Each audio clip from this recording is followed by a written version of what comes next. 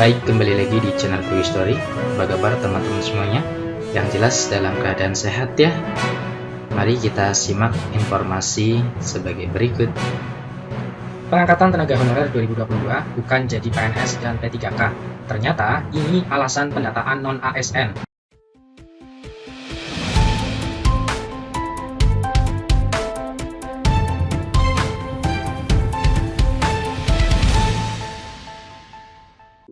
Baik, kembali lagi di channel True Story. Kali ini kita akan memberikan informasi update seputar tenaga honorer. Informasi ini kami kutip dari laman website ayobandung.com. Informasinya yaitu pengangkatan tenaga honorer 2022 bukan jadi PNS dan P3K. Ternyata ini alasan pendataan non-ASN. Simak baik-baik informasinya. Proses pengangkatan tenaga honorer 2022 menjadi PNS dan P3K ditiadakan. Jika ada yang menganggap pendataan tenaga non-ASN kali untuk diangkat menjadi PNS dan P3K, maka itu tidaklah benar. Karena pendataan honorer 2022 bermaksud untuk hal-hal lain dan bukan untuk menjadi PNS maupun P3K. Tenaga non-ASN ini masih menjadi perhatian khusus pemerintah Republik Indonesia. Dalam hal ini, Kementerian Pendayagunaan Aparatur Negara dan Reformasi Birokrasi.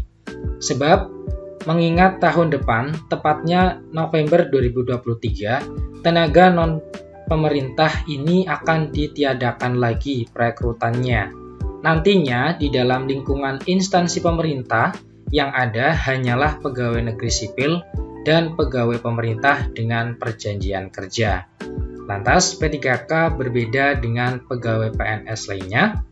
Keduanya disebut sebagai ASN, namun P3K dan PNS memiliki perbedaan baik dari sisi gaji dan tunjangan maupun berkaitan dengan hak-hak yang melekat pada keduanya.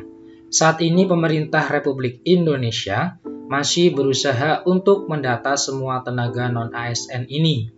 Pendataan ini bukan tanpa alasan, melainkan didasari oleh adanya tujuan untuk masa depan para tenaga non-ASN ini. Pendataan tenaga non-aparatur sipil negara ini dilaksanakan atas dasar surat edaran Menteri Pemberdayaan Aparatur Negara dan Reformasi Birokrasi Menpan RB No.35-M.SM.02.03/2022. Beredar isu soal pendataan honorer tersebut diperuntukkan untuk diangkat menjadi pegawai negeri sipil dan pegawai pemerintah dengan perjanjian kerja. Perlu ditegaskan bahwa proses pengangkatan tenaga honorer 2022 menjadi PNS dan P3K ditiadakan. Maksud pendataan tersebut hanya untuk dilakukan penataan. Adapun 5 mekanisme penataan tenaga honorer 2022. Yang pertama, melakukan pemetaan pegawai non-ASN di lingkungan instansi masing-masing dan bagi yang memenuhi syarat dapat diikutsertakan atau diberikan kesempatan mengikuti seleksi calon ASN maupun P3K. Yang kedua, menghapuskan jenis kepegawaian selain PNS dan P3K di lingkungan instansi masing-masing dan tidak melakukan perekrutan pegawai non-ASN. Yang ketiga, dalam hal instansi pemerintah membutuhkan tenaga lain seperti pengemudi, tenaga kebersihan, dan satuan pengamanan dapat dilakukan melalui tenaga alih daya atau outsourcing oleh pihak ketiga dan status alih daya tersebut bukan merupakan tenaga honorer pada instansi yang bersangkutan. Yang keempat, menyusun langkah strategis penyelesaian pegawai non-ASN yang tidak memenuhi syarat dan tidak lulus seleksi calon PNS maupun calon P3K sesuai ketentuan peraturan perundang-undangan sebelum batas waktu tanggal 28 November 2023.